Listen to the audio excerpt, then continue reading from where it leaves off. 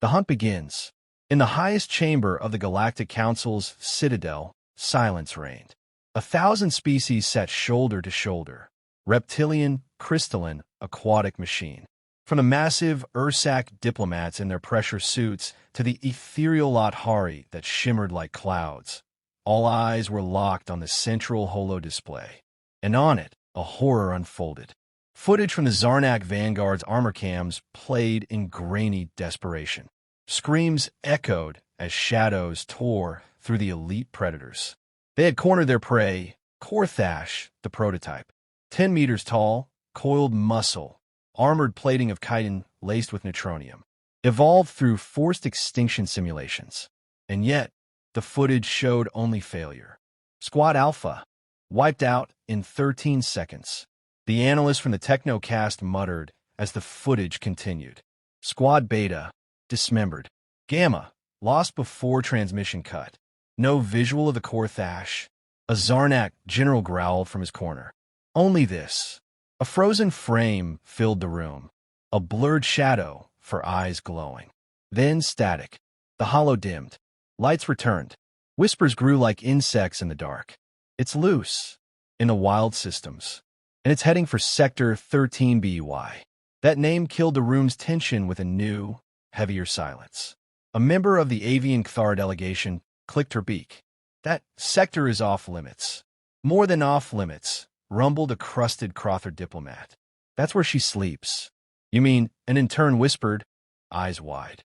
The human war relic. The Baba Yaga. A dozen species hissed in unison. Even the Zarnak general hesitated. We believe she was myth, he said flatly. She is a myth, corrected the Lathari representative, voice like fog. One humankind were too arrogant to believe in. The High Chancellor rose. The Korthash has entered a cursed zone. We will not send more. We must destroy it, roared the general. The Chancellor looked him dead in his eyes. Would you rather lose another fleet? Or wake the witch? The general sat down. Sector 13BY, Forbidden Zone. From orbit, it looked dead. A gray planet strewn with rust-colored jungles, acid clouds coiling like snakes, and jagged ruins that pierced the sky like broken teeth. Once, it had been a human colony. Once, it had housed Project Hecate, a final war contingency during humanity's last galactic war. Now, it was the grave of humanity's greatest mistake, and perhaps its greatest weapon. The Korthash slammed into the jungle canopy like a meteor. Birds shrieked and scattered. Insects scattered. The ground burned with its arrival. It emerged from the wreckage, steaming.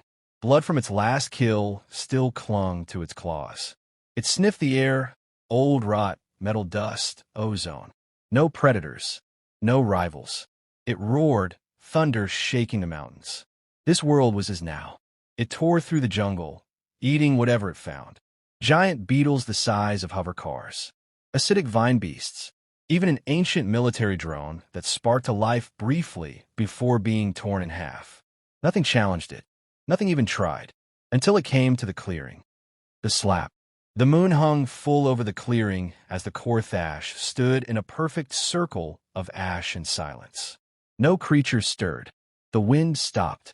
Even the clouds paused, hanging overhead like held breath.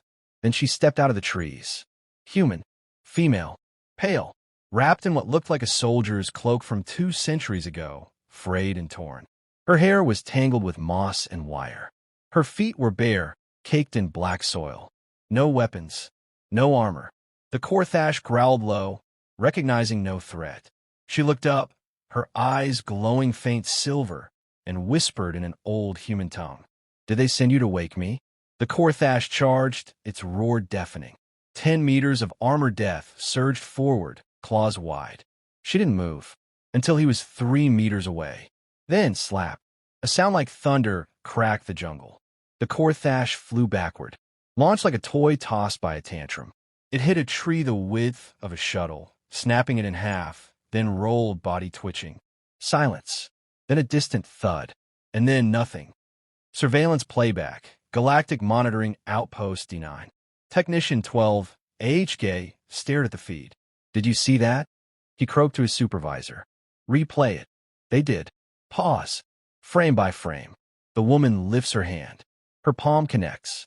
The Korthash's skull buckles in like an imploding moon. His body is already airborne before the brain registers pain. The playback ends. The technician turned, face pale. What is she? The supervisor didn't answer. He just initiated a red alert and opened a direct line to the High Chancellor. Elsewhere, Earth's shadow archives. In a chamber buried beneath the lunar crust, a vault flickered to life, sealed for 2 centuries, labeled only with a simple warning. Do not disturb her. The AI caretaker activated, noting external data spikes from Sector 13BY. A voice, old, human, tired, echoed from the walls. She's awake. Across Earth's hidden systems, the signal spread. Some celebrated, some wept, and some packed and ran. The Baba Yaga had stirred. Last scene of Chapter 1. Back on the jungle planet, the woman stood over the twitching corpse of the Korthash. She looked at the sky, through the clouds, into the stars. They always come, she muttered. They never learn. She turned, walking barefoot through the blood-soaked mud. Behind her, the Korthash's body began to dissolve, its cells unraveling, its bones crumbling to ash. By the time she reached the treeline again, the jungle had already begun to reclaim the corpse. She vanished into the green. Silence returned, and the galaxy trembled. The legend returns. The High Chancellor's breathing was heavy. He stared at the projection again, that single, frozen frame. The slap, the blur of motion, the predator midair, the very fabric of space seeming to wince from the impact. She's real, he whispered, not as a statement, but a quiet plea. Confirmed, said the Technocast analyst. Reconstruction of energy displacement patterns indicates class theta kinetic output from a biological source. No external weapon, just her hand. A silence fell over the chamber. Then came a whisper from the Kthara delegate. She wasn't even trying. The council chamber, usually thunderous with policy and argument, had become a cathedral of fear. The Zarnak general who had once shouted for blood now leaned back, stunned. What kind of species creates a monster like that, and then forgets it? The Lothari representative hissed. It didn't forget. They buried her. Like a cursed god. The chancellor stared at the data. Then why is she awake now? Elsewhere, aboard the human salvage ship Kashii. The Kashii drifted along the edge of the Demeter expanse, an ancient human wreckage field no one dared enter, except scavengers with more guts than sense. Captain Morgan Shaw was one of those. She had grown up on war stories, the kind most human colonies had tried to erase. But her grandfather, Admiral Elias Shaw, had been a part of Project Hecate, and he had told her one name again and again. Baba Yaga. If she ever wakes up, Morgan, don't go looking. Just run. So when the encrypted Earth Core emergency signal blinked onto her console and read, Subject 01B_Yaga active. Zone 13 by. She nearly did. The crew gathered around the screen in the dim light of the bridge. Is that real? Whispered her comms officer. Morgan's hands trembled. Yes, she said. That's not a name. It's a warning. Human lore, declassified archive segment. File, Hecate Prime Log entry, Subject 01B. Name, Baba Yaga. Codename, culturally rooted. Origin, Human Biogenesis War Labs, Earth Core. Status, Biopsychic Immortalization successful. Subject displays post-death consciousness retention. Regenerative capabilities exceed projections. Subject displays unpredictable moral framework. Warning, do not engage. Containment procedure, planetary burial, psychological stasis induced. Access denied under Omega Protocol. In the ruins of the colony, Sector 13 by, Baba Yaga sat at the edge of a broken stone well, staring at the reflection of the moon on its black waters. She could hear the insects whisper, hear the vines slither and reposition, hear the stars hum like harp strings. She was awake. She didn't want to be. She touched the old scar on her wrist, a scar no wound had made. It was a symbol, a reminder of the last time the galaxy thought Earth was prey. Then she had ended 5 empires in a single war season. They had forgotten. They always forgot. A sound broke the stillness. Light footsteps. She stood. A small creature emerged from the vines, a scavenger. For arms, spindly frame, translator collar blinking. He froze at the sight of her. Baba Yaga tilted her head. You didn't come to fight. And no, the creature stammered. I came to see. What are you? She stepped closer, barefoot on stone. I'm the lullaby your gods forgot to fear. He whimpered. She leaned in, face inches from his. Go home. Tell them. This world is not theirs.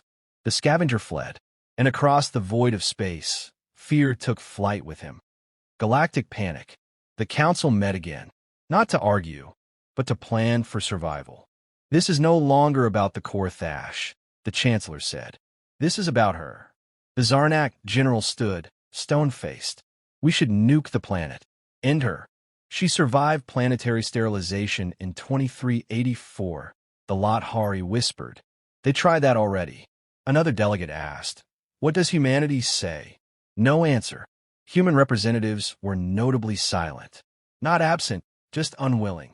In their silence, the galaxy found its dread. Earth's inner chamber, the Elder's decision. A black room. One table. 5 figures. The last of the Earth Elders. Relics of the old war, long since hidden behind the illusion of diplomacy and peace. She's awake, one said. She only wakes when something hunts her, another added. This was not our doing. It was theirs. Silence. Then the final voice. Then let the galaxy remember. They pressed no buttons, sent no fleets. They simply did nothing, and in doing so, issued their warning. Back in the jungle, the house on chicken legs. Baba Yaga returned to her dwelling, a house made of steel and bone, standing tall on 2 massive bird-like legs. Rusted satellite dishes hung like wind chimes. A fusion core purred faintly in its belly. It bowed slightly as she approached. She climbed the stairs, slow and deliberate, pushing open the iron door. Inside, relics of war, memory shards, photographs of humans long gone. She sat in a chair that grew out of the floor and lit a candle, a real one, wax and wick. She looked into the flame. They always send monsters, she murmured, but never the right kind. She leaned back. I hope the next one screams longer. Outside, the forest held its breath. Even the wind refused to howl. Final scene, echoes through the stars. The scavenger's ship streaked across the void. He burst into a trade station, trembling. It's real, he screamed. She's real, the human death goddess. She killed the Korthash with a single blow. Some laughed, others didn't. In shadowed corners of the station, old soldiers stood slowly. Veterans of the forgotten war. They did not laugh. They just nodded. Baba Yaga walks again, one muttered. The stars will remember. Final paragraph. And across the galaxy, species paused. Predators reevaluated hunting grounds. War fleets shifted routes. Mercenary groups disbanded. Peace, the kind born not of diplomacy but of dread, settled over the stars. All because in one quiet corner of a jungle moon, a woman with silver eyes had raised her hand and slapped a god.